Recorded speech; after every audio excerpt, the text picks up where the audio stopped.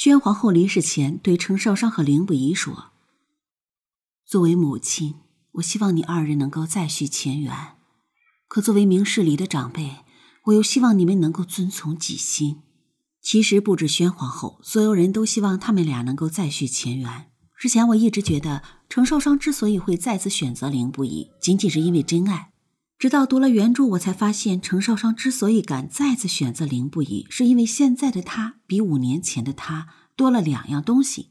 第一，程少商有了属于自己的身份，充满了底气。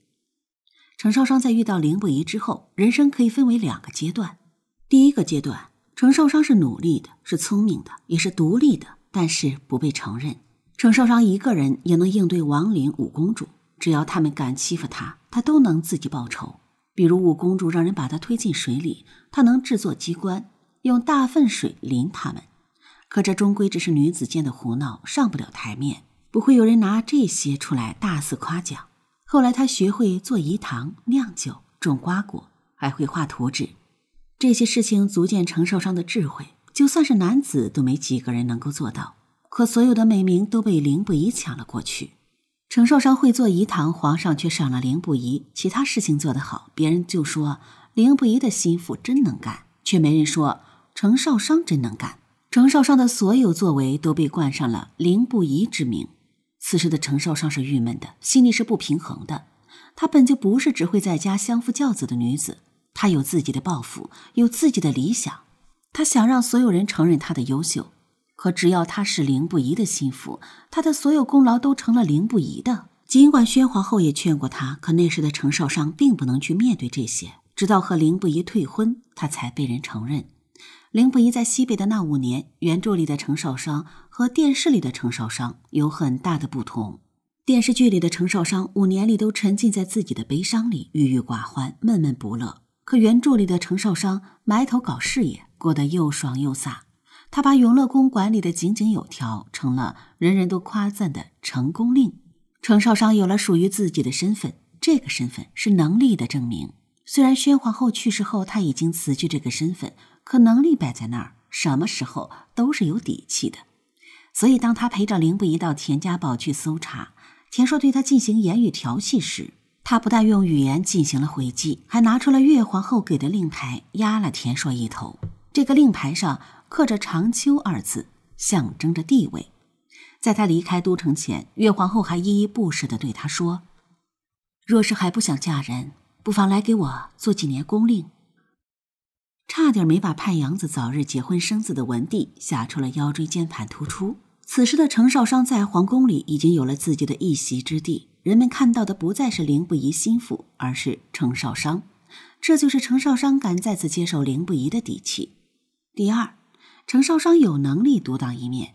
如果说以前的程少商在受到欺负的时候不用凌不疑帮忙，可在事业上他能帮助凌不疑的却很少。可如今却不同了，程少商是有真实实力的。程少商和凌不疑来到姚县，住进楼瑶的府上之后，却发现了昏迷不醒的第5城。由此凌不疑猜测元慎遭遇了不测。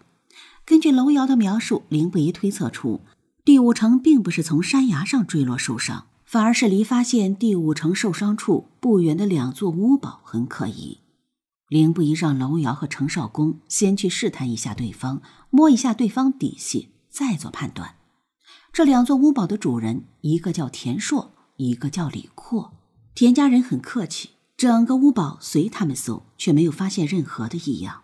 李家人却很狂傲，不但不让搜，还破口大骂，连皇上和太子也一起骂。一番折腾下来无果，凌不疑只能亲自出马。同样的，田家人依然很客气，让他们随便搜。可哪怕凌不疑的黑甲卫很厉害，却依然没有发现有任何不对劲儿的蛛丝马迹。凌不疑只能带着人赶往李家堡，却怎么也叫不开门。而李家屋堡是用巨石垒成的，完全攻不进去的。这时程少商制作的轰天雷便派上了用场。程少商说用他的轰天雷能炸开这屋堡。对于程少商的这个建议，凌不疑都有些担心。这座屋堡是用巨石垒成的，你的火器真能炸开吗？程少商信心满满地对他说：“一准炸得开。”果然，随着轰天雷一声巨响，屋堡就被炸开了。李家的守兵没有见过这样的场面，当场就被吓瘫了。凌不疑的黑甲卫虽然训练有素，但还是依然有些震惊。在这之前，无论是宫里还是宫外，一直都是凌不疑在保护着程少商，而程少商能为他做的却少之又少。可此时的程少商，他也能靠自己的能力帮凌不疑分担事情。一个人最大的成就感就是别人需要你。程少商研制的火器不但能帮凌不疑炸开屋堡，当他们深陷地宫差点被王延吉烧死的时候，也是靠着程少商制作的有火弹炸开了一个出口才逃了出来。程少商不但能制作火器，灭火也是一流的。凌不疑从王延吉那里得知，王朔一面准备在半道上劫杀太子，一面又安排人在郭村周围准备了几百斤火油，无论刺杀太子成功与否，都会命人点燃火油，烧光整个村庄。可凌不疑的人手有限，救得了太子就救不了村庄。程少商自告奋勇要去郭村灭火，凌不疑说什么也不肯答应。程少商劝道：论救火，天底下还没几个人能比得过我。这些年我为了试炼火器，每年庄园都要失火18回，18回啊！如何裹杀扑火，如何焚烧隔绝，如何饮水自救，我手下的人闭着眼睛都知道。哪怕程少商说的是事实，可凌不疑依然不同意。他怕程少商受伤，更怕失去他。程少商不是不知道去救火危险，也不是不知道凌不疑担心他，可他想帮凌不疑一把，更想去帮那些无辜的百姓。凌不疑知道程少商的能力是不容置疑的，他也不能总是把程少商挡在后面。他有能力，有抱负，他要做的就是相信他。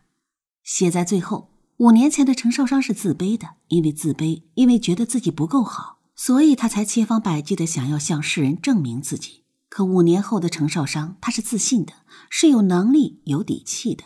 程少商不愿像一根藤蔓一样依附在凌不疑身上，靠他生活，更不愿靠凌不疑的亮光来点亮自己的人生。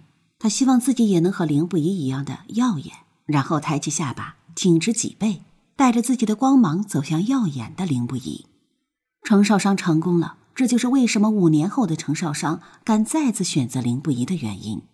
因为只有让自己变得优秀，才会有底气和优秀的他站在一起。